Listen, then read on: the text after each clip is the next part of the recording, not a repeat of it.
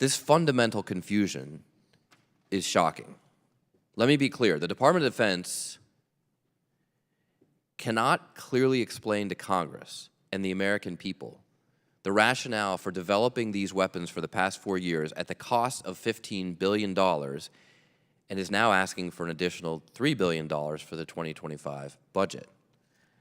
I mean, I'm curious if ever before in the history of the Pentagon we've spent billions developing a weapon we don't know how to use. Absent any plans from the Pentagon, some generals and admirals in your seats here have tried to answer this most basic question by saying that hypersonics will be a strategic deterrent. Yet there's no plan to arm them with strategic warheads. And is the hope that we never use them? That doesn't seem consistent with what we've heard. Others have implied they will serve as next-generation cruise missiles, harder to counter than our ubiquitous Tomahawks. Such an answer seems to me both simple and believable, and yet apparently this is not true because I can't imagine it would take 5 years to provide a 4-word answer. Others have said that we need them simply because our adversaries have them. Well, there are plenty of weapons our adversaries are developing that we are not, for good reason. Russia's recently leaked space weapon comes to mind. I saw carrier pigeons employed in Iraq not long ago.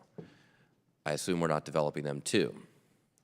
Being unable to answer this alarmingly simple question, how will we use hypersonics, may expose an even greater concern that we are developing a weapon that is seriously destabilizing, a weapon that will ultimately make us and the world less safe and secure. This would be notably in contrast to the rest of our nuclear triad. Sure, I wish we didn't have to have intercontinental ballistic missiles, but I support investing in them because they provide strategic stability and have been a cornerstone of that strategic stability for decades, as our experience with Russia has proven. But if a nation, us or them, cannot tell whether an inbound hypersonic missile is a strategic nuclear weapon or not, or simply where it is aimed, that nation could feel compelled to launch a nuclear response, and nuclear holocaust could be the result. Obviously, we need answers. The bottom line is that we have a lot of work to do, and I hope today's hearing will, for the first time, help answer some of these fundamental questions to give us better insight into whether developing hypersonic weapons will make us safer or whether they will prove to be an epic multi-billion-dollar mistake that hopefully doesn't inadvertently spark a nuclear holocaust. Well, I hope the ranking member asked the right questions to get to the bottom of the issues that he's having trouble with, so you'll have that opportunity here soon. I'll make an editorial comment right now and say that I believe it's destabilizing for China and Russia to have a major capability that we do not have, and that there are problem sets and target sets that can only be addressed through this capability. So that's the kind of thing we should have a good debate and discussion during this important hearing today. We will now turn to our witnesses. Your prepared statements will be made part of the record. Since we have such a full house, I will ask each of you to please limit your opening comments to 4 minutes. We have a very distinguished panel, and we'll start with Dr. Horwitz. You're recognized first. Thank you. Chairman Lambourn, Ranking Member Moulton, members of the subcommittee, thank you for the opportunity to speak with you today. I'm honored to be here to speak about the Department's policy regarding hypersonic weapons. The 2022 National Defense Strategy outlines 4 core priorities and serves as our North Star: defending the homeland, faced to the multi-domain threat posed by the People's Republic of China, deterring strategic attacks against the United States, our allies and partners, deterring aggression while being prepared to prevail in conflict when necessary, and building a resilient joint force and defense ecosystem. U.S. development of hypersonic systems supports integrated deterrence against the priority challenges identified in the National Defense Strategy. The Department continues to focus on developing conventionally armed systems that can contribute to long-range strike within a designated theater area of responsibility. The Department's offensive hypersonic weapons development is driven by a need to provide a full range of options to senior decision makers. Hypersonics are a key component in the mix of capabilities that the Joint Force needs to deter and, if necessary, defeat aggression. We are continuing to invest in and accelerate the delivery of these capabilities to the warfighter. More broadly, the Department is also making substantial investments in a range of conventionally armed offensive hypersonics, from the air to undersea. This is critical to enhancing deterrence. It's also important for the department to continue developing capabilities to defend against hypersonic threats. The department is continuing its efforts to develop active and passive defenses against regional hypersonic missile threats and to pursue a persistent and resilient sensor network to characterize and track hypersonic threats, improve attribution, and enable engagement. In conclusion, DoD is focusing on fielding the right mix of capabilities to generate the effects that we need to deter and, if necessary, prevail in any conflict. Hypersonics, because of their characteristics, represent a key element in this mix of capabilities. Delivering those capabilities in concert with a network of allies and partners, and in parallel with other advanced technologies and new operating concepts for the force as a whole, will ensure that DoD maintains the ability to deter potential adversaries and to defeat aggression if necessary. Thank you. Thank you. Dr. Weber. Chairman Lamborn, Ranking Member Moulton, and distinguished members of the subcommittee, thank you for inviting us to provide testimony before the House Armed Services Committee, Subcommittee on Strategic Forces hearing on U.S. and adversary hypersonic programs.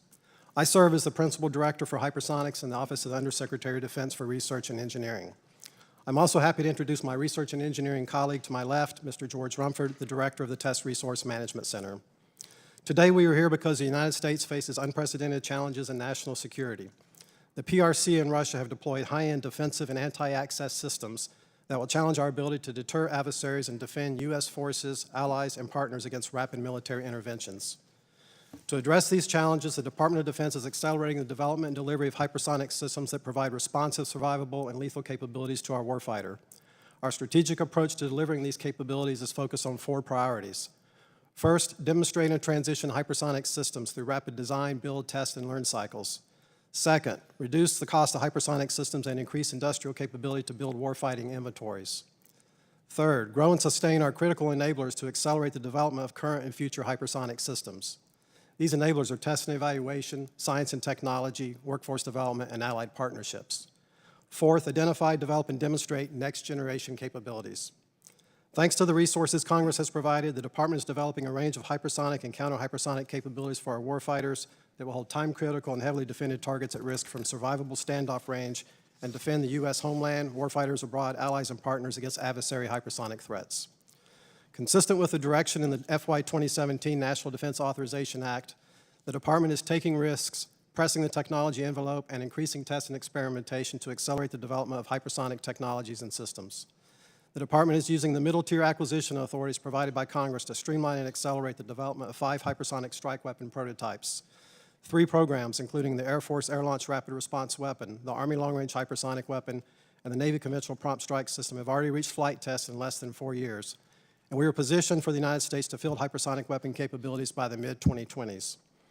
The Department is also accelerating our development of hypersonic systems and capabilities by making significant investments to increase our ground and flight test infrastructure, our domestic manufacturing capabilities and industrial supply chain, and scientist, engineering, and technician workforce. In closing, our nation is now at the threshold of delivering hypersonic systems that will provide transformational capabilities for deterring and defending against future aggression. However, we must maintain our national commitment to this goal to be successful. We appreciate Congress's support to U.S. hypersonics development, and with your continued help, we will field the hypersonic and counter-hypersonic capabilities the nation needs. Thank you for having us here today to discuss this critical effort, and we look forward to your questions. Thank you. Vice Admiral Wolf. Chairman Lamborn, Ranking Member Moulton, and distinguished members of the subcommittee, thank you for the opportunity to discuss the Navy Strategic Systems Program's Conventional Prompt Strike Hypersonic Weapon, known as CPS. The Navy and Army are partnered to execute the CPS and long-range hypersonic weapon programs through the use of a common hypersonic missile, which consists of a 2-stage missile booster designed, developed, and produced by the Navy, as well as a common hypersonic glide body designed and developed by the Navy and produced by the Army. The CPS and LRHW programs have pursued an aggressive schedule to develop a common hypersonic weapon that will be the Army and Navy's first. By leveraging joint developmental test opportunities, the programs have marked significant testing milestones at a consistent pace, including a March 2020 flight test that demonstrated our common hypersonic glide body technology is mature, and a 2022 flight test that provided vital data on the performance of our newly developed missile booster. Although CPS and LRHW successfully initiated the first flight test of the newly developed weapons system less than 4 years after the initiation of the programs, recent tests were not completed as expected. In each case, the Navy, Army, Government National Team, and our contractors has rapidly reacted to identify root causes, complete corrective actions, and expeditiously return to the range.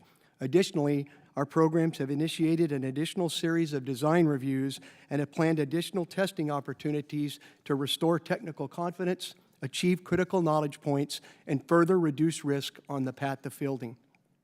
As a complement to our planned full weapons system flight test, the programs continue to utilize the multi-service Advanced Capability Hypersonics Test Bed known as MACH-TB. The MACH-TB program was created in 2022 by CPS and the Naval Warfare Center, Crane, Indiana, leveraging a generous congressional appropriation increase. We have now turned the effort over to OSD's Test Resource Management Center, allowing CPS, LRHW, and the entire hypersonics enterprise to utilize commercial launch platforms for subcomponent, subscale, and full-scale tests to increase the rate of testing at a reduced cost. Meanwhile, our hypersonic industry partners are working diligently with the Government National Team to facilitate a rapid transition to production, platform integration, and delivery to the warfighter. We continue to prioritize improved affordability of the weapon system through initiatives to reduce material costs, including leveraging additive manufacturing and other new production processes. In order to deliver this capability at the speed of relevance, the Army and Navy teams will continue to work closely with our industry partners, OSD, and Congress to identify supply chain issues and put mitigation plans in place. The Navy continues to prepare for the fielding of CPS on both the Zumwalt-class destroyers and the Block 5 Virginia payload module-equipped submarines. Testing at our in-air launch test facility has continued to refine the coal gas launch approach the Navy will use to launch the common hypersonic missile from both our sea platforms. The CPS fielding on Zumwalt-class destroyers will mark the first use of this coal gas launch approach on a surface ship platform.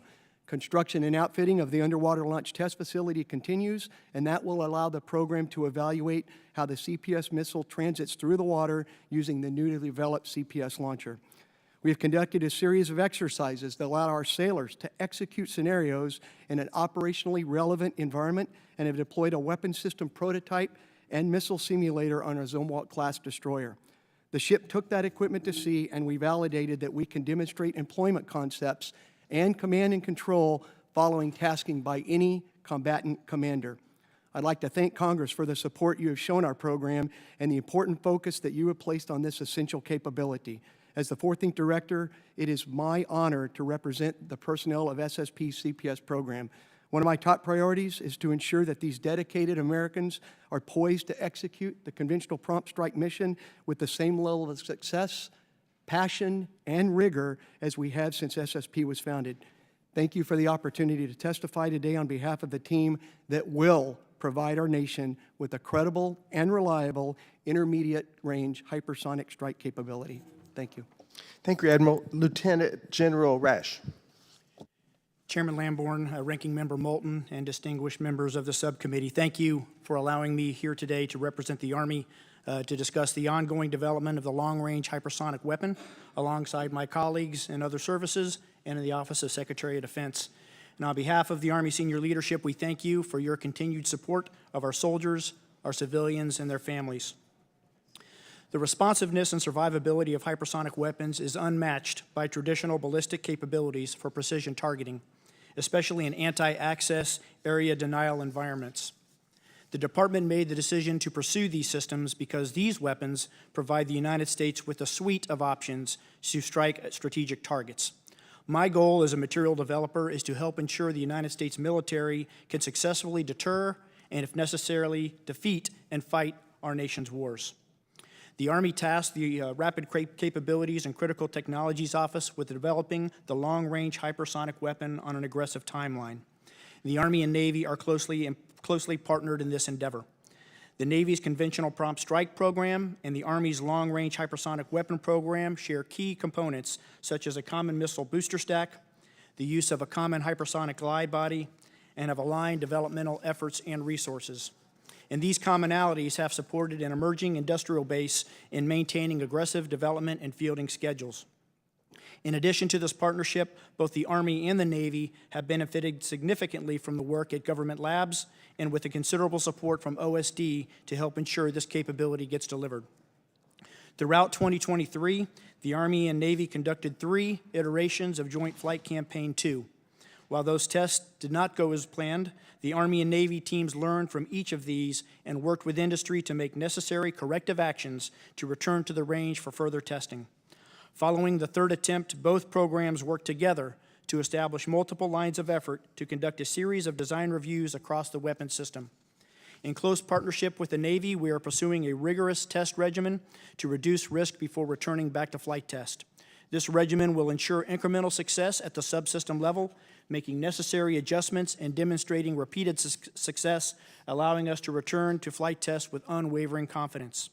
Above all, I am confident that our team will do what is necessary with appropriate rigor to deliver this system to our soldiers. I am so proud to be part of this team and am immensely grateful for the significant time and energy that our collective teams have poured into supporting this mission.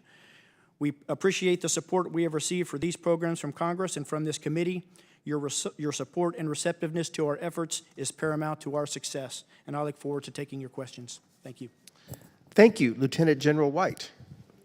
Chairman Lamborn, Ranking Member Moulton, and distinguished members of this subcommittee, thank you for the opportunity to provide testimony on the Department of the Air Force's hypersonic programs. Our continued efforts to develop and field an operational hypersonic air-launched weapon will enable us to hold high-value, time-sensitive targets at risk in contested environments from standoff distances. A hypersonic weapon in concert with a wider weapons force mix is key to providing a war-winning Air Force. The Air Force's hypersonic portfolio consists of 3 major thrusts: boost glide missiles, air-breathing cruise missiles, and the foundational science and technology S&T hypersonics portfolio. Starting with Arrow, our boost glide missile is the air-launched rapid response weapon. We are undergoing the final test of the all-up round with a planned test program completion by the end of second quarter fiscal year 2024. This test will launch a full prototype of the operational hypersonic missile and is focused on the Arrow's end-to-end performance. While future Arrow decisions are pending final analysis of all flight test data, the service is pleased to report that the Arrow rapid prototyping program has been a categorical success to date. Next, HACM. Our air-breathing cruise missile is the Hypersonic Attack Cruise Missile. It is an air-launched, air-breathing weapon that can be integrated on current and future fighters, as well as provide expanded capacity on bombers. The Air Force awarded the HACM contract in September of 2022 and is developing the weapon using the Middle Tier Acquisition Rapid Prototyping Authority. We are working to mature HACM to critical design, along with other development activities to enable the flight test activities in fiscal year 2025. Science and technology. In collaboration with the wider hypersonics community, our foundational science and technology hypersonics portfolio is executed by the Air Force Research Laboratory. AFRL has made many enduring contributions to the field of hypersonics to date. They achieved significant successes with their recently completed high-speed strike weapon technology maturation program. This program transitioned over 30 technologies to various DoD hypersonic programs, ranging from advanced materials to propulsion technologies to vehicle designs. Based on these successes, we look forward to the launch of TechMat 2 to further develop and transition technologies for next-generation hypersonic capabilities. In fiscal year 2025, the focus of the Air Force Research Laboratory technology development efforts will shift to less mature technologies that are needed to develop future reusable hypersonic platforms, which will provide multi-mission intelligence, surveillance, and reconnaissance, as well as strike capabilities. I thank you again for the opportunity to testify and provide additional details in the classified session later today, and I look forward to your questions. Thank you. Mr. McCormick.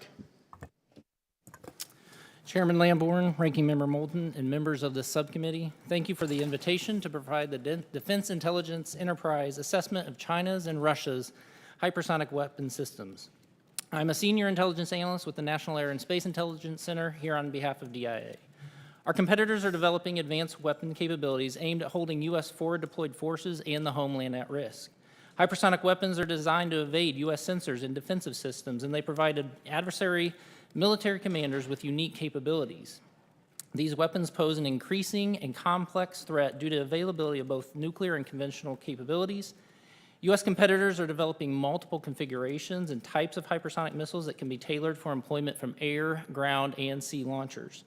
Both China and Russia have conducted numerous successful tests of hypersonic weapons and fielded operational capabilities. Russia has used these against Ukraine, but China is ahead of Russia in support infrastructure and total inventory.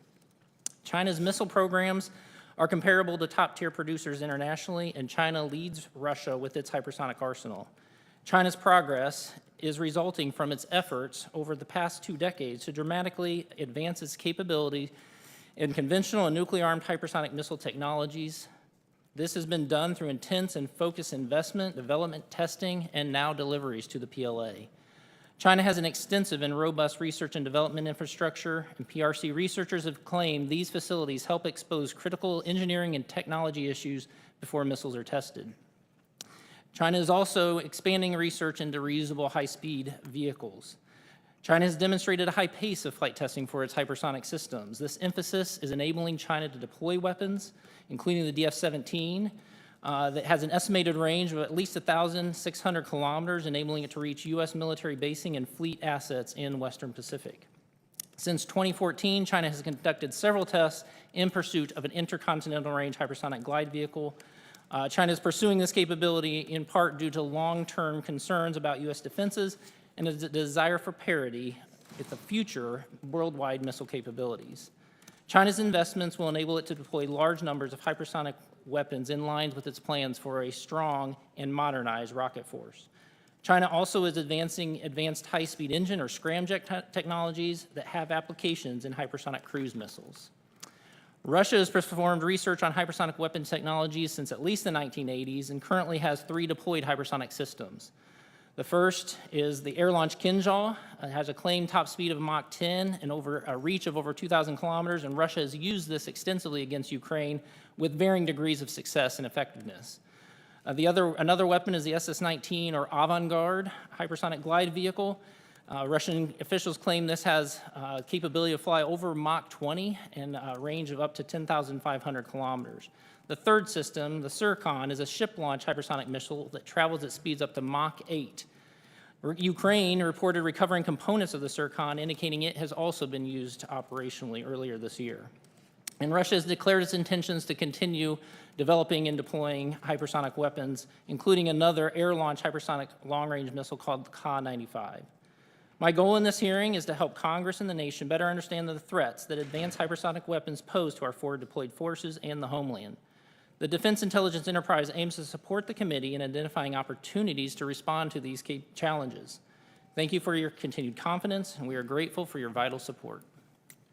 Okay, thank you to the very distinguished panel of witnesses for each of your statements. We'll now have 1 round of questions from the panel, and then we'll go into our classified remainder of our hearing upstairs.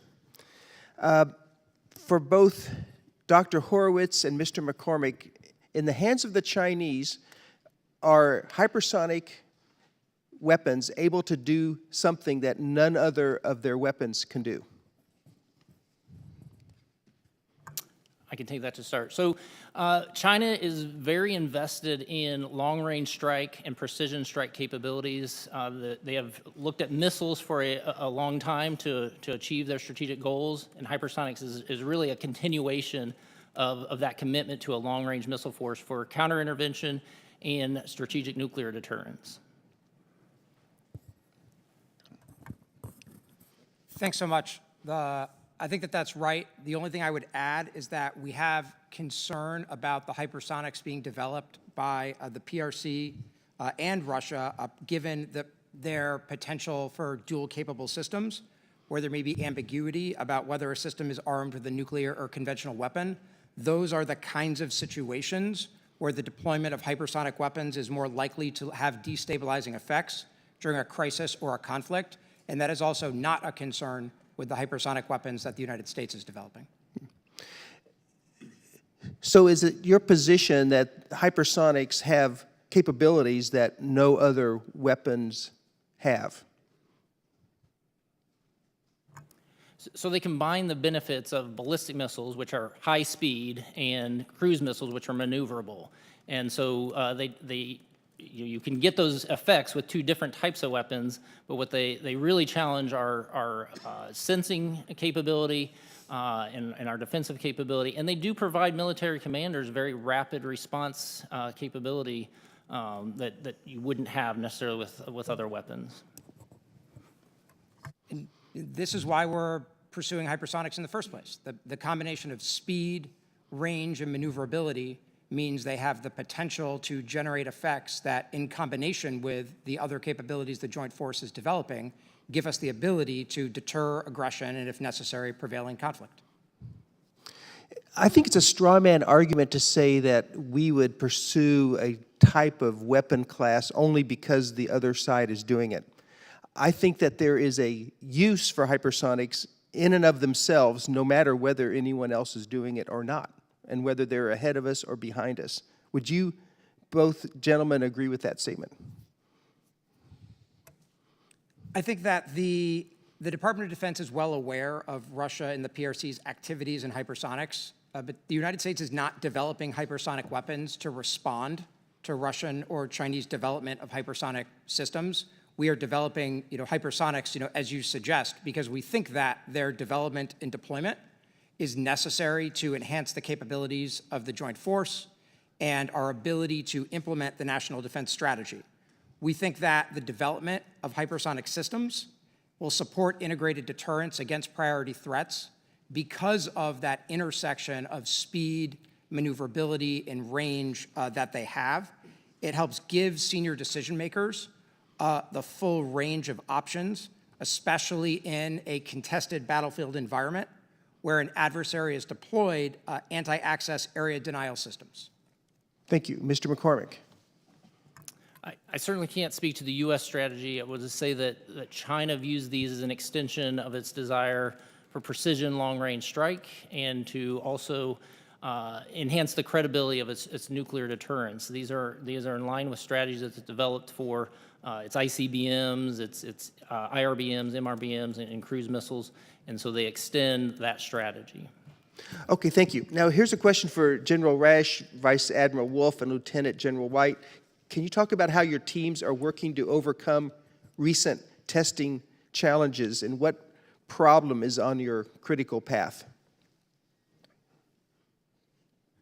Thank you for the question, Congressman. Since the three events this last year, non-flight test activities, the team has doubled down during the time we've had available to really take a deep dive look into some of the system design aspects while we're refitting missiles to get back out to the range. So this has been a time for us, both Army and Navy, to develop some lines of effort where we do a complete system analysis, ensuring that we uncover any additional trouble spots other than what we found to date, as well as standing up an independent review team to actually come in and look over our shoulder and to make sure we haven't missed something in the past. And we can go into more details on the test activity during our closed session. Vice Admiral Wolf. Yes, sir, that's exactly right. And as we work with the Army, certainly what General Rash is doing on his side and what we're doing on our side together to understand, obviously both of these programs have been very fast-paced, and we've really leaned into Ranking Member Moulton's point of understanding the risks that we were taking to try and get this capability out there rapidly. We've hit some hiccups, and we're learning from that. So we will, to General Rash's point, we can talk about some additional testing we believe that we need to do to get some more confidence as we, in parallel, push this entire system forward. So again, a lot of these have been just understanding how we actually put this in the warfighter's hands. It's not necessarily a technology challenge. It's a ramping up industry to produce these things reliably so that we can give them to our warfighter. Thank you. General White. Yeah, I would say something similar, Congressman. The challenge, we've had some pretty good success with some of our tests over the recent past, and so I do think there is a part of this that is learning. Many of these programs, as you know, are somewhat born out of science and technology, and so we continue to learn as we go through the process. I think taking the time, as General Rashid pointed out, taking the time, good system engineering and design, and making sure we're taking into consideration as we have these programs, because many of them are middle-tier acquisitions, and we're moving quickly with these technologies. So continue to stay focused on that design and engineering piece. And then, of course, it's absolutely critically important that we continue to test. Thank you. And Mr. Rumford, from your seat at TRMC, what is the biggest bottleneck right now when it comes to hypersonic testing, and how are you working to address that? So the two biggest bottlenecks, and thank you for that question, it's the most important focus that we have is improving our flight test capacity and our ground test capacity. We need both of those. Testing is essential to understanding how well these weapons work. You can't think a weapon into existence, but you can test a weapon into existence, and so it's essential to kind of understand how those weapons perform. Every capability that we've ever put in air or into space, we've had ground test infrastructure that enables us to understand how well it works. So we have significant investments going on the ground test side to better understand the material science and the propulsion systems, and as well as improving our high-speed test tracks. And then on the flight test side, we have three major initiatives that are going to change our posture in our nation. One is the MACH-TB program that the Navy mentioned already, which is really going to be able to improve our throughput of hypersonic tests. Secondly is the Sky Range program, which is retrofitting UAVs so we can test hypersonics in more locations. And then thirdly, a corridor initiative to be able to have more long-range corridors. All of those couplings, I think, take on this challenge of how do we improve our ability to test for our nation. Very good. And lastly, Dr. Weber, are you all at OSD using this delay as we work through the testing issues to make sure that the production capabilities will be there and that we'll be able to produce at scale when necessary?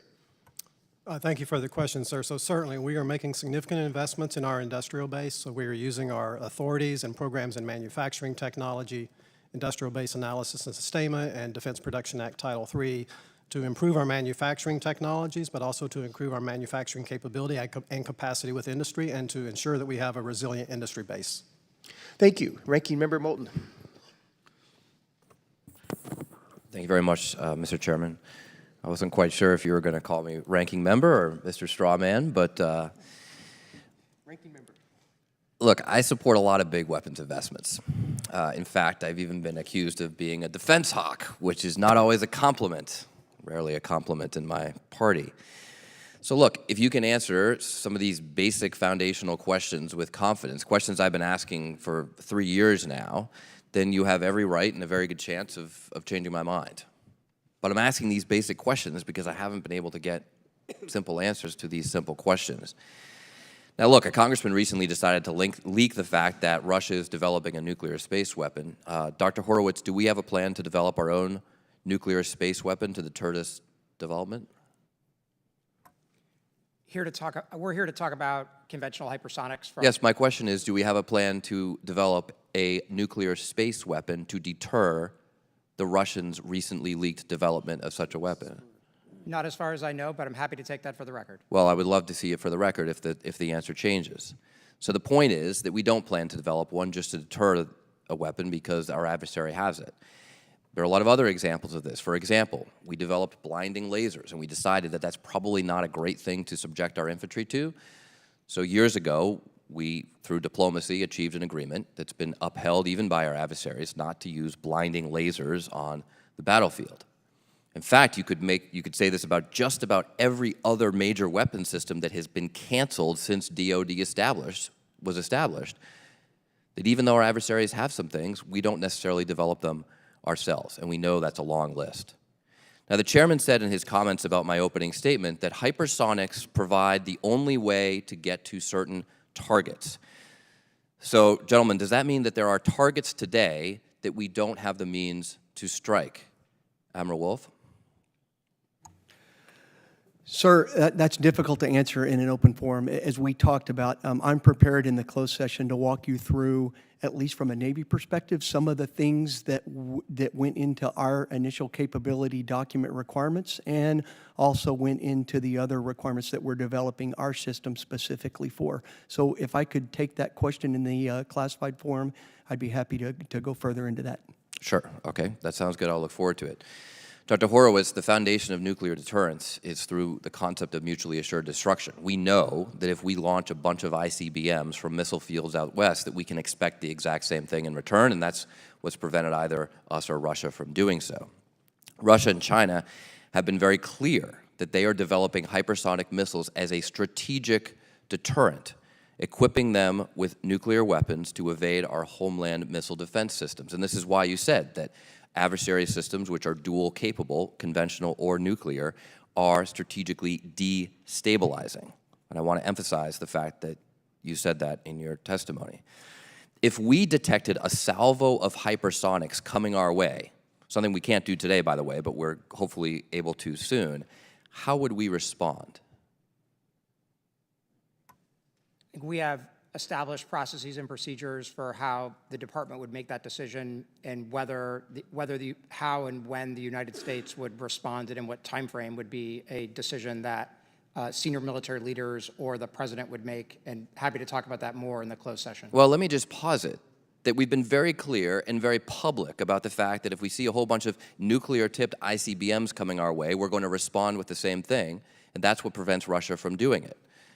So I think we might want to consider being pretty public in saying if you have a whole bunch of hypersonics coming our way in a big salvo like that, we would have a similar response because that's how we deter it from happening. And if not, we are in a strategically destabilizing situation. So let me ask you this. What will China do if they see a salvo of hypersonic missiles headed their way that they think might carry nuclear warheads? So we think that that's the difference between the hypersonic weapons that we're developing and the hypersonic weapons that they're developing, and that because their systems are dual capable, that's why we think they potentially increase the risk of instability. Because we are only acquiring conventional hypersonics and have been very clear about the way that we've messaged that, we think that it'd be a lot less likely that any country, including the PRC, would view shots of U.S. hypersonic systems as potentially carrying nuclear weapons because we are not developing nuclear-armed hypersonics. Well, I agree that we think that. Mr. McCormick, from an intelligence perspective, does China or Russia have any doubt that our hypersonics program is not developing dual-capable systems that could be equipped with nuclear weapons? I think I would prefer to take that in the closed session. Well, let me tell you, if you can't answer that here, I think we know what the answer is. So it's great that we think our hypersonics are not strategically destabilizing, even though you have admitted that our adversaries' hypersonics are. But it doesn't matter what we think in this situation. It matters what Russia or China thinks, because if we launch a bunch of hypersonics into China to get at targets that we want to get in China, and they think, or they even might think, that salvo has nuclear weapons on it, that they can't even tell where they're going, because that's the whole point of hypersonics, right? They could be going to purely military targets, but they won't know that, because the whole point of hypersonics is they can veer over and hit Beijing or whatever else at the last minute. That's the whole point of this weapon system. That does not sound very strategically stabilizing to me. Dr. Horowitz, if we actually do receive the answer to the simple question of how you plan to use these weapons in December as promised, can you just explain why it's taking so long to get a simple answer to this simple question? I'll have to take that back. I think from our perspective, there are a couple... You can't explain. There are a couple of ways to think about this. The one is because these weapon systems are still in development, the concepts of operation for their potential employment are also still in development. Which is exactly contradicting the advice that we gave to the department through the bipartisan Future Defense Task Force report, which is not to go spend billions of dollars of taxpayer money developing weapons that you don't know how to use. Okay, continue. the department, whenever it develops new weapon systems, develops concepts of employment for their use, but the specifics regarding those concepts of deployment, I think some of the details that you're really looking for are the kinds of details that the department has for any weapon system when those capabilities transition. Certainly the department has spent some time thinking about possibilities in this regard that we can talk about in the closed session. Well, I'm delighted to know that $15 billion later, the department is thinking about possibilities for how you will use these weapons. We certainly hope to have an answer by December. I rest my case. Representative Wilson. Thank you, Mr. Chairman. Indeed, it is bipartisan. I want to thank the ranking member, Seth Moulton, for his passion today and his service. And with his military background, he is a person who, in a bipartisan manner, we look forward to working with you. Also, I want to thank the extraordinary panel here today. Chairman Hal Lamborn's doing a great job. We've never had 7 witnesses simultaneously. So, so thank you. It's really an achievement. Mr. McCormick, with war criminal Putin's invasion of Ukraine, we observed the assistance of the Democratic People's Republic of North Korea and Iran have provided. With the alliance of dictators with rule of gun invading democracies with rule of law, it's concerning to see the cooperation among our adversaries and the Western civilization adversaries.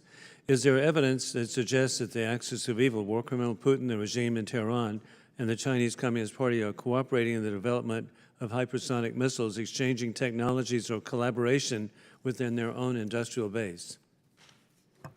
Yes, I'd like to reference the testimony of the Director of National Intelligence either earlier today or earlier this week that did talk about the increasing collaboration between those actors. I think on hypersonics, it's still to be seen exactly what collaboration may occur, but we are very concerned about the increasing ties between those adversaries.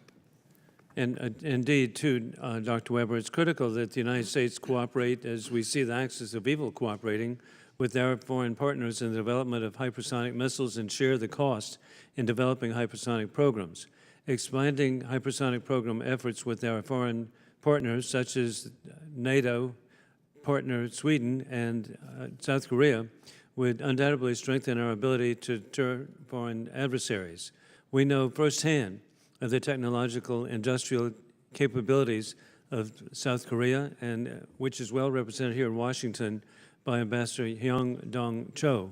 Additionally, yesterday was historic and something that America and the world should recognize, and that is that the formal admission of Sweden into NATO and ending 200 years of neutrality. The Swedish industrial capabilities are crucial to establishing peace through strength. Swedish Prime Minister Ulf Kristersson deposited the instrument of accession March 7th to join with NATO, and indeed, Sweden is capably represented here in Washington by Ambassador Urban Allen. And so this is a time that we should be working together, and we do have the extraordinary example of the trilateral security partnership between Australia, the United States, and the United Kingdom, and our bilateral plan with other partners. And so, indeed, Dr. Weber, is the United States looking to expand cooperation with other foreign partners in the development of our hypersonic and counter-hypersonic programs? Thank you for the question, sir. Certainly, that is one of our highest priorities, is to establish allied partnerships to develop hypersonic and counter-hypersonic capabilities. As you noted, we are working very hard with our UK and Australia counterparts under the AUKUS framework to identify collaboration opportunities there, again, for both hypersonics and counter-hypersonics. We're also working very closely with Norway, and we've had introductory discussions with a number of countries as well. And it's just so mutually beneficial, and the best way, and I was really pleased. You correct me, the first hypersonic missile attack that I'm aware of was on Ukraine, on the civilian population of Ukraine. And fortunately, somehow, I don't know how it was done, but it was taken down. And so whatever capabilities, and sadly we can see from the invasion of Ukraine, the invasion of Israel, that we need to be developing capabilities, and we have now real-world situations that should be addressed. And over and over again, it's just inconceivable in the 21st century that we have a land war in Europe, that we have mass slaughter in Israel, and then we have the threats and challenge to the people of Taiwan. And I hope every effort is made to preserve the borders of Ukraine, of Israel, Taiwan, and America. And we look forward to working with each of you. I yield back. Thank you. Representative Garamendi.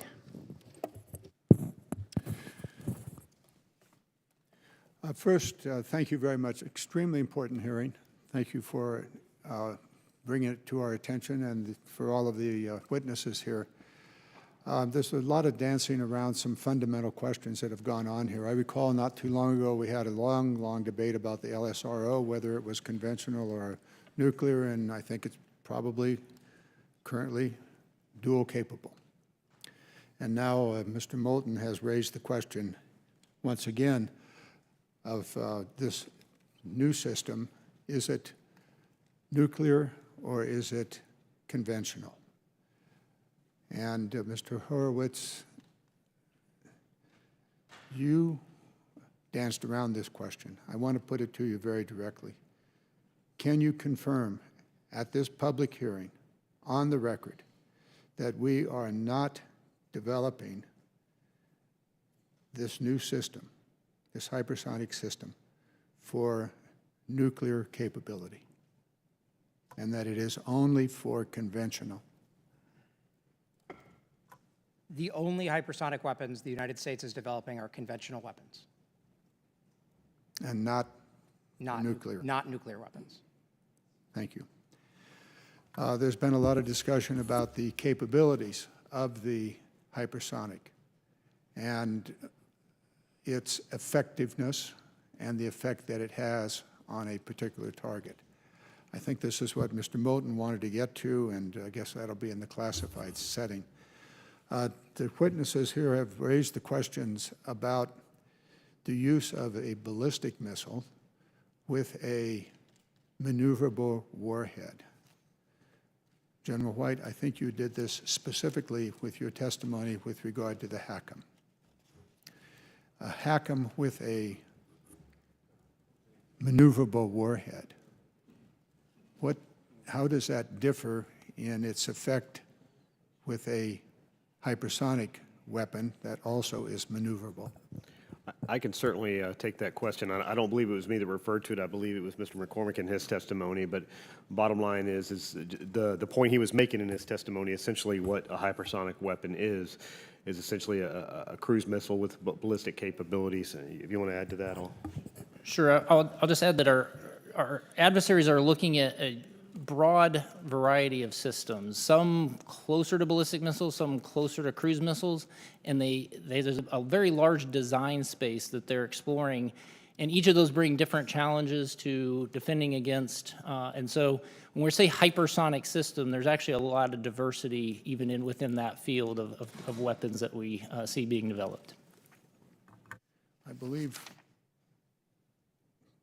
Lieutenant General Dale White, in your written testimony, as a self-powered cruise missile, HACM provides complementary trajectories to boost glide systems such as the Arrow, which I understand to be a hypersonic, imposing additional cost on the strategic competitors by increasing the complexity.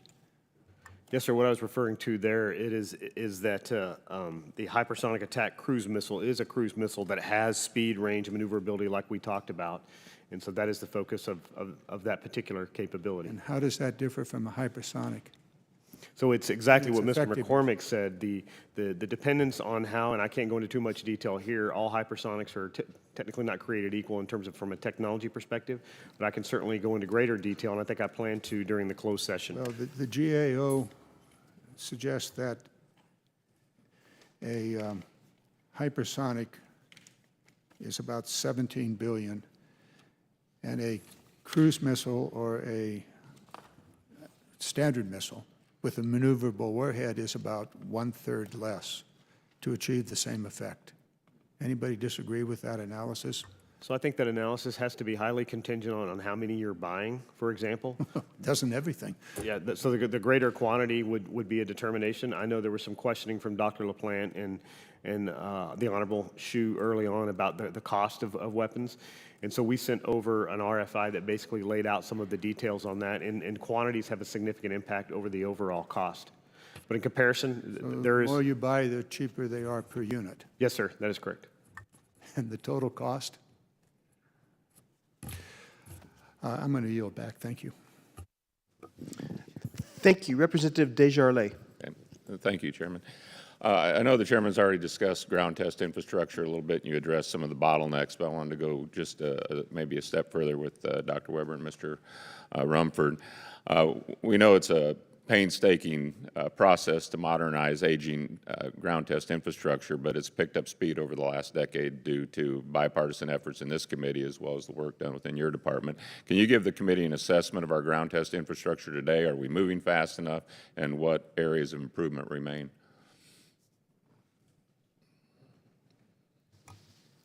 Thank you for that question. We are investing heavily, and thank you for the support for the investments needed in our ground test infrastructure. As I said earlier, it's essential to be able to understand how well these weapon systems work. I will also say replicating the hypersonic flight environment in a ground facility is extremely complicated. And so there's a lot of challenges to be able to make that happen. So these facilities are complicated to design. I will say that while we have a whole nation approach and we're looking at both capabilities that are in the private sector and in academia as well as our allied nations, we are also very focused on improvements with our own organic DoD test capabilities. Our crown jewel in DoD ground test is at the Arnold Engineering Development Complex in Middle Tennessee. These are the engineers and scientists that helped us win the space race, helped us win the Cold War, and they're helping us win in this competition that we're facing.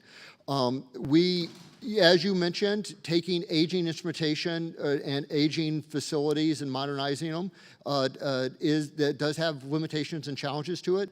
That is why we've also embarked on some new facilities. We have 2 new facilities being developed in Tennessee at the Arnold Engineering Development Complex to get after and better understand hypersonics, both in material testing, which is essential to understand and improve the maneuverability and the range of the weapon, is how well that aeroshell works on that weapon system, as well as for an air-breathing cruise missile, how well that propulsion system works, and how we can better characterize the uncertainties of that test regime. And so we are making major investments, and with the continued support of Congress, we will continue to accelerate and improve the bottlenecks that we currently have.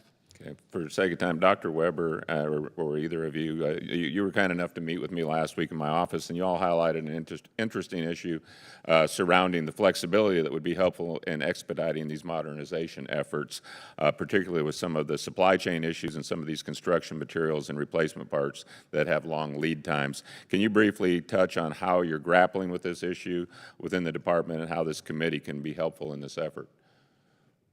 Thank you for the question, Congressman. So certainly, we are making investments now to address those critical items that do have long lead times. We work very closely with the program offices, the military acquisition programs that we've been talking about, and they start looking ahead to production.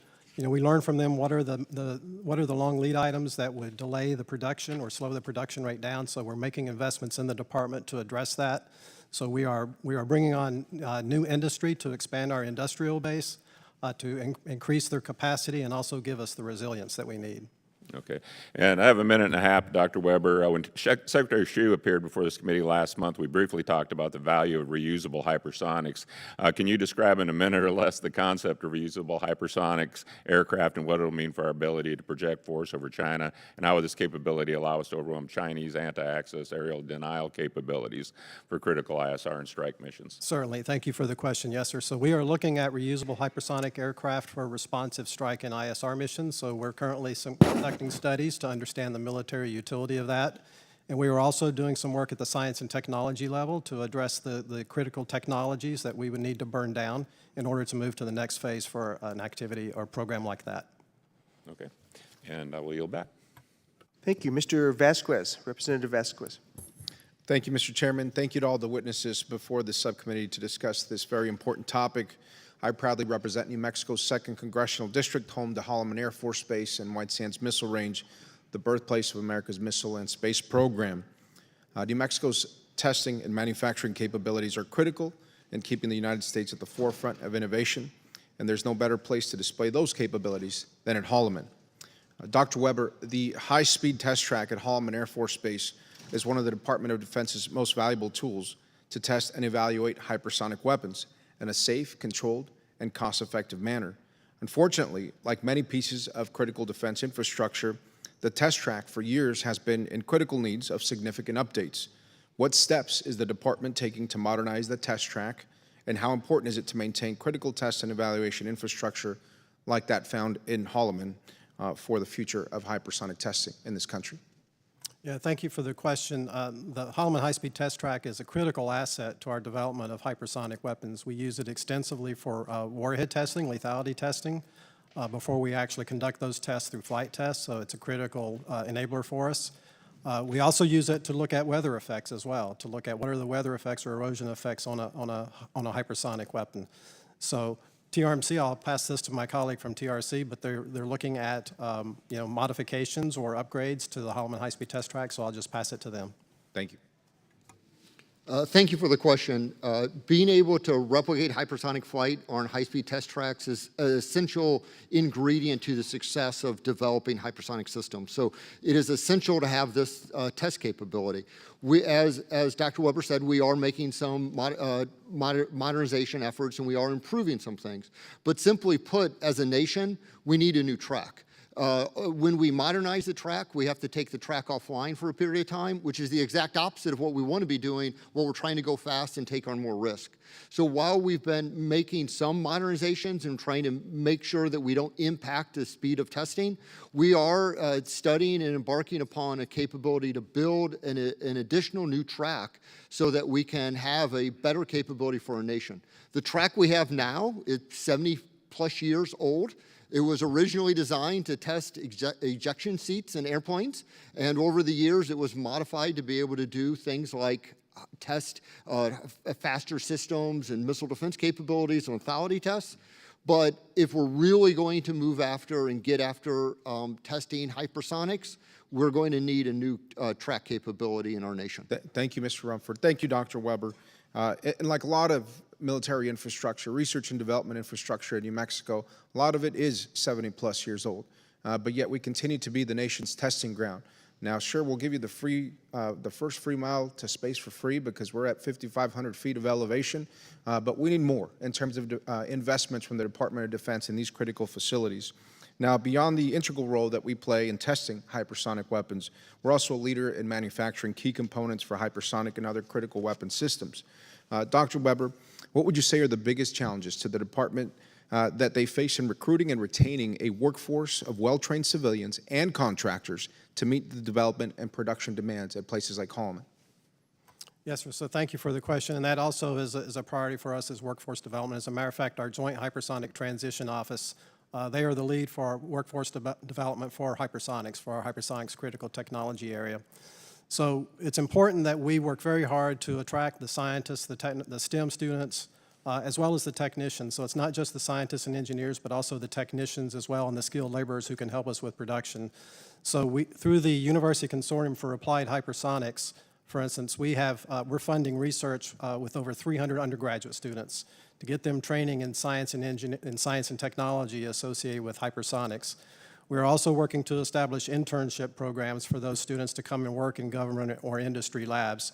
And then we also have outreach with community colleges and tech schools to try to attract the skilled laborers that, they're coming up in those educational facilities to come work for us in hypersonics to support our production lines. Thank you so much, Doctor. And again, I've said it before, if you can test it in New Mexico, you should be able to design it and manufacture it in New Mexico, and you should be able to hire New Mexicans for this job. This is incredibly important to me, especially with some of the best and brightest students coming out of places like the University of New Mexico and New Mexico State University. Thank you all for your service to our country, for your time to discuss this important topic. And I yield back. Thank you, Chair. Thank you. Representative Bacon. Thank you. Thanks for being here. It's a very important topic. Dr. Horowitz and Dr. Weber, so China is putting nuclear warheads on the hypersonics. Do we have any evidence of Russia doing anything like that? Okay, maybe it could be someone else. Yes, thank you for the question. Yes, we have believe that both China and Russia are looking at conventional and nuclear-armed hypersonic weapons.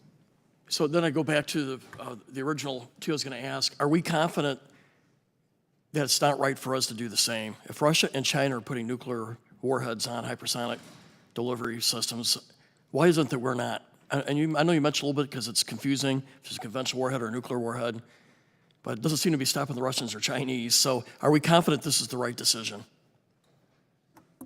I think that the department is confident in the nuclear deterrent, and that's something that we could talk about further in a different session, in a closed session. But I think the department has every confidence, in the triad, and is making tremendous investments to ensure the modernization of the triad. We view hypersonic weapons in particular as most useful as regionally ranged conventionally armed systems because of the way we think that they enhance the capability of the joint force to complete a variety of different missions.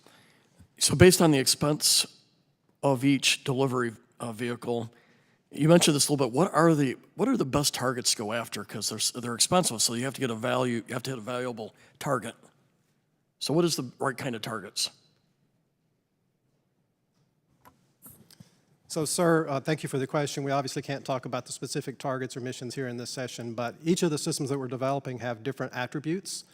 Just like other weapons in our munitions portfolio or tools in your toolbox, they have different attributes that make them most suitable for different missions, for various missions. And so that's why we're developing a suite of hypersonic capabilities. The suite of hypersonic capabilities that we're developing complement each other, and they complement the rest of our joint force. The other thing that's important to understand is that we're developing capabilities that can be deployed from all of our domains, air, land, and sea, our air, land, and sea domain. And that's important as well because that complicates the adversary's decision calculus, which increases the deterrence effect, and it also makes it more difficult for the adversary to defend against. Just my concern is at the expense of each weapon, you have to have very particular high-value targets that make sense.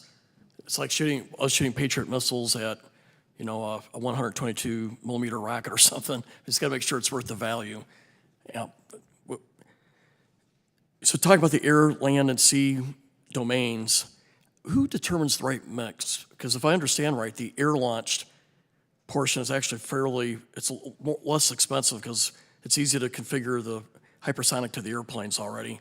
But with the surface ships, the subs, and the ground, you have to develop the whole launcher, which I think adds a lot of price tag to it. So how do we determine the right mix? Yes, sir. So ultimately, that is determined through the recommendations in our program and budget review that we conduct each year in the Department of Defense. So in our program and budget review, there are a number of studies and analysis that inform that. Studies and analysis performed by the Joint Staff, by CAPE, by Acquisition and Sustainment, Research and Engineering, and the services. So we bring together a number of studies and analysis to inform what are the capability gaps that we have, what are the needs, what are the solutions that we have to address those needs, and we address those collectively through our program and budget review, which result in recommendations that ultimately end up in the President's budget. Okay, finally, and I got a quick question for General White. Secretary Kendall recently noted that the Air Force is more committed to the hypersonic attack cruise missile instead of the air-launched rapid response weapon. Yet I think we're still testing both. What is the service position on which one, or is it both? So right now, we're still in the final phases of Arrow, and we will be testing that. We'll be wrapping that testing up second quarter of '24. And then again, when we're in the classified session, I can go into a little bit of detail about the difference between those two capabilities specifically, and it will highlight, again, what characteristics you need based on the mission set. So both weapon systems still may be in play? Currently, right now, we do not have the Arrow in the '25 budget. Okay. However, we are continuing to analyze the test data that we have from that capability. Okay. Thank you, gentlemen. I appreciate it. I yield.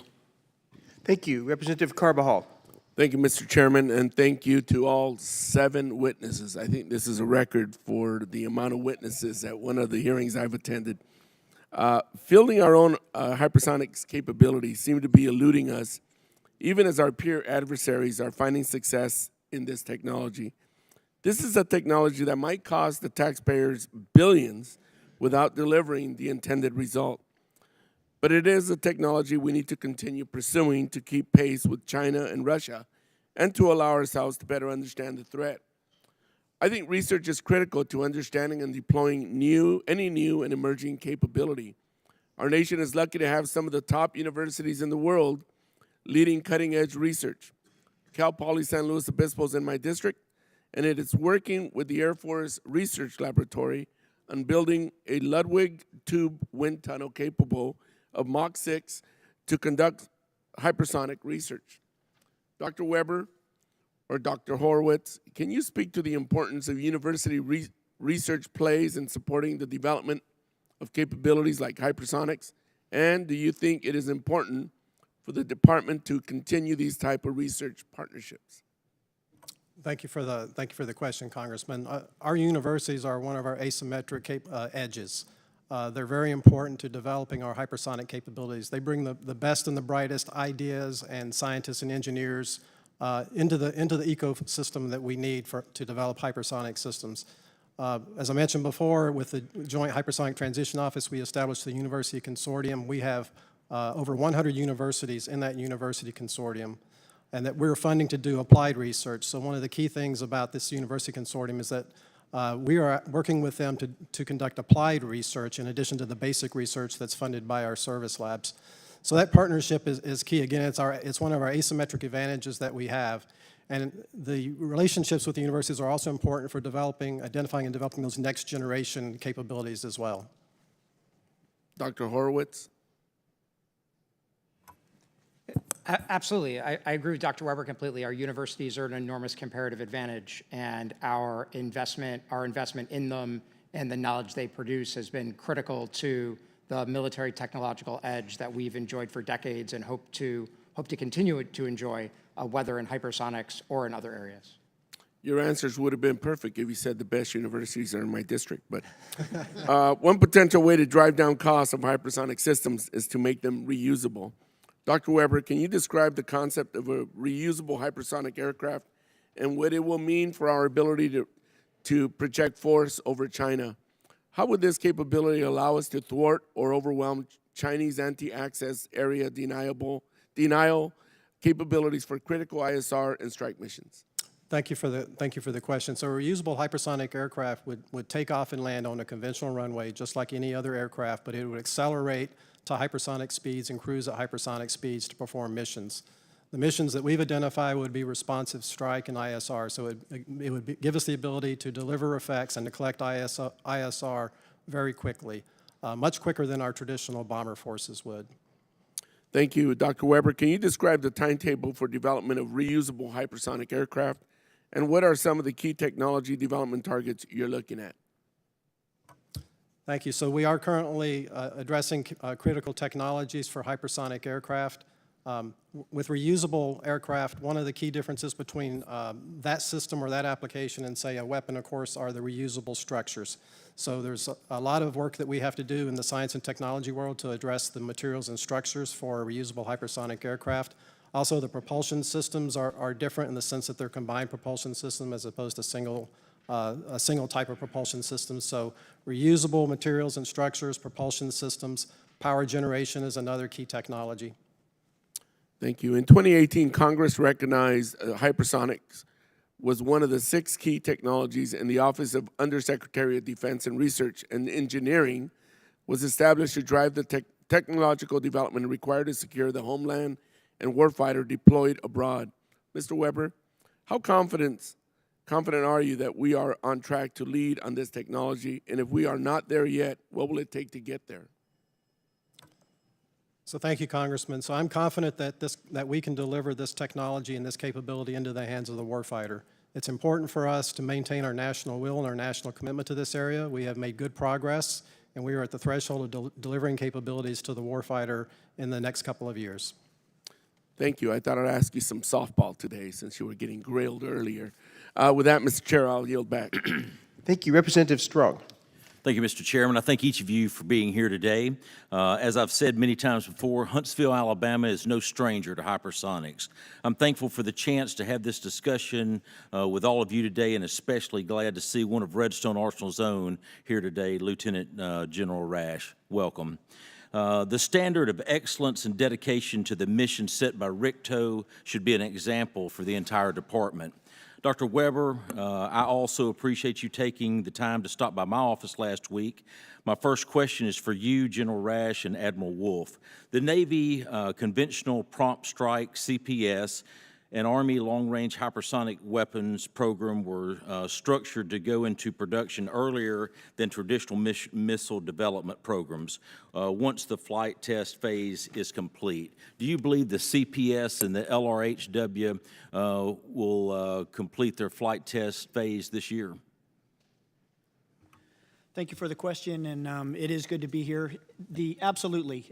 We're doing everything we need to do within both the Navy program and the Army program with our industry partners to get ready to continue on with our flight test program this year.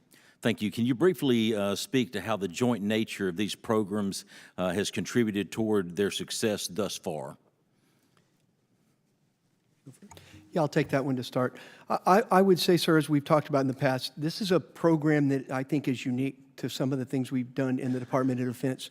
Although we're not a joint program, as General Rash and I have talked many times, we are so linked to a common success, which is a common all-up round, which we will deploy both in from an Army TEL, from a Zumwalt, or from a Virginia class. That makes us very unique.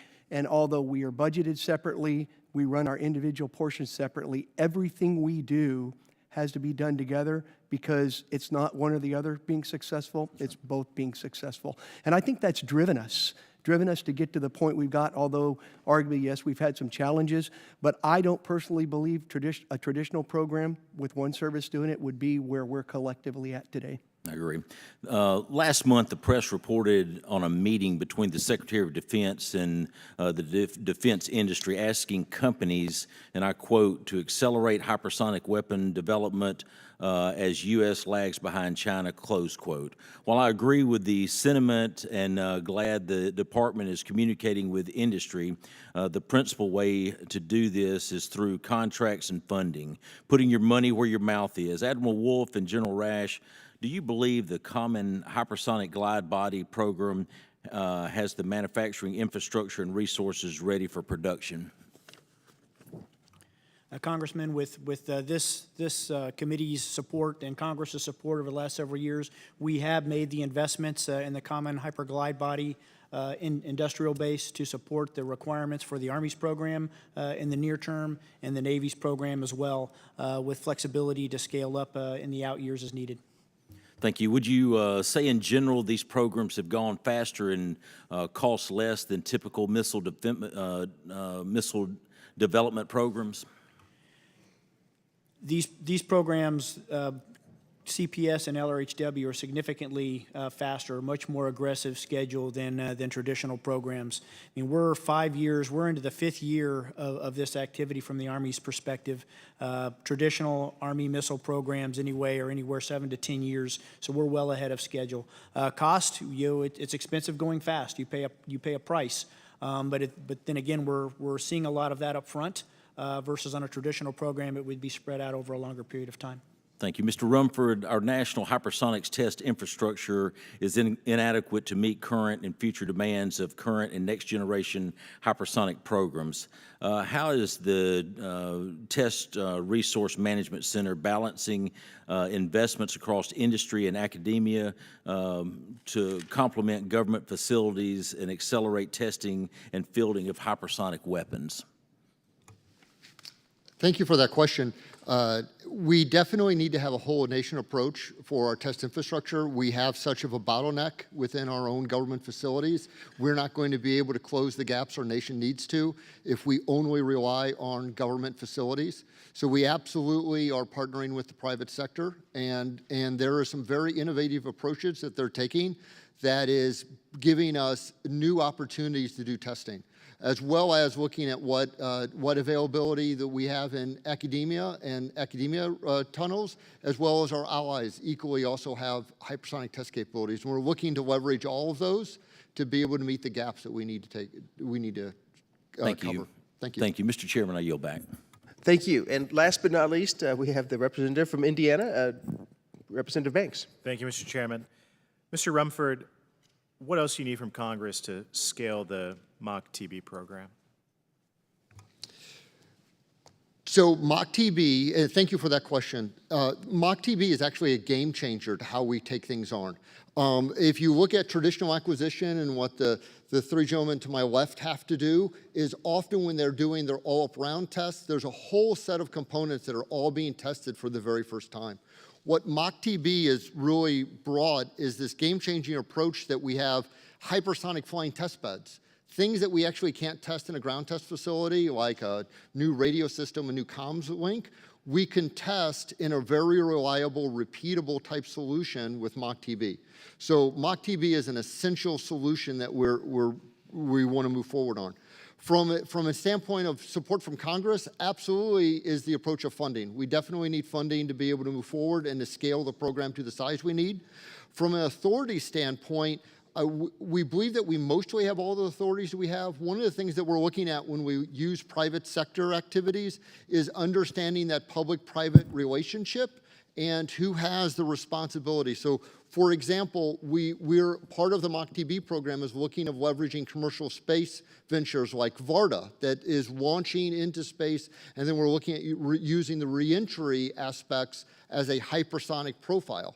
When we use commercial sector like that, private sector like that, understanding who has the insurance responsibility and understanding how that balance is, it's wonderful when things go right, but we need to be prepared when things go wrong. And so we're embarking on a new era of a public-private partnership, and that's where we'll seek support from Congress so we can really take MACH-TB to the level that we need it to be. Okay, so thank you. So bear with me a little bit. If Congress increased funding, what could you do with it? If we gave you just flat funding, maybe what the president requested, what does that mean? Either way, give the committee an idea of what more you could do with more money, or what would happen if we so what we could do or decrease the funding. Thank you for the question, sir. What we could do with more funding, simply put, is more flights, and that's what we need. The limited opportunity of flight test means that new technology developers have to wait, in some cases, months, if not years, to be able to get on a flight manifest to run. If we start having MACH-TB flights much more frequently, and we're designing an infrastructure to be able to do 50 flights a year, suddenly you can now be in a mode where a technologist can be developing their technology at the fastest pace they can and ready to be able to go on a flight test as soon as it's available. It's like having an airport that has a lot of opportunities to get flights, or having an airport that flies an airplane once every 3 months. We really need that flight volume up. Good way to put it. How would failing to meet the testing schedule harm other hypersonic programs? It's like molasses to an engine. It slows everything down by not having that volume of flight throughput. So we absolutely want to be able to increase the number of flight tests that we can do. Okay. I really appreciate what you do. I think it's really important. I speak on behalf of everyone in Indiana and saying it would be great to host you in Indiana at Naval Surface Warfare Center Crane. If you would be able to come, I would personally like to join you and show you the important work that's being done at Crane on behalf of all Hoosiers and everyone who is very proud of what's going on there. Absolutely. My father's a proud graduate of Purdue. My family's originally from Indiana. I would welcome an opportunity to take that visit, sir. Mr. Chairman, we got him on the record. So I'm looking forward to hosting him in Indiana. We saw in the President's budget request yesterday that the fielding of the Navy's Conventional Prompt Strike Missile has been delayed a year, and that the Navy does not plan to buy any more CPS missiles in FY 2025. Vice Admiral Wolf, can you confirm that this delay and budget cut is the result of the Conventional Prompt Strike program's testing struggles and not the result of a decision by the Navy to deprioritize the missile? Yes, sir. So it's not. So we're not slowing down getting to Zumwalt. okay? Yes, some of the issues that we've had have slowed down us getting into the Army fielding, which then the Navy falls behind that. But we are still all in, moving forward to get to Zumwalt as quickly as we can. That's first and foremost. That has not changed. Some of the funding requests that you've seen have been a result of trying to balance the program and some budget instability, even as we've tried to understand across what we might get as an appropriation in '24, and then trying to understand where that would put us in '25 to get the entire program executed. So that's a round procurement issue. That's not a lack of wanting to get to every one of these platforms as rapidly as we can. Thank you. My time has expired. And Representative, you mentioned Crane, which is in Indiana, which does great work, and Purdue University. I've visited them as well, and they have a growing hypersonic capability on campus. We are now about to go to votes. They moved it up half an hour on us, so in about 3 minutes they're going to call votes, but they should be done roughly at 5:15. So as much as I wish we could do this before we head off to votes, we're going to have to take a recess for approximately 45 minutes and then reconvene at 5:15 for a closed session in the SCIF upstairs. So thank you for your cooperation on that. We will now be in recess.